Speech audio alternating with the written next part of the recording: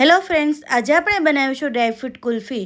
તો ડ્રાયફ્રૂટ કુલ્ફી બનાવવા માટે સૌપ્રથમ એક તપેલીમાં આપણે ઓટ્સ, મખાને, કાજુ, બદામ, ખજૂર, સાકર અને ગરમ દૂધ નાખી અને 30 મિનિટ માટે આપણે રેસ્ટ આપી દઈશું. પછી આ બધી વસ્તુને આપણે મિક્સર બાઉલમાં નાખી અને ક્રશ કરી નાખશું. છેલ્લા બાઉલમાં આપણે ઉપરથી કોકો પાવડર એન્ડ દૂધની મલાઈ નાખી અને ક્રશ કરી નાખવાનું છે.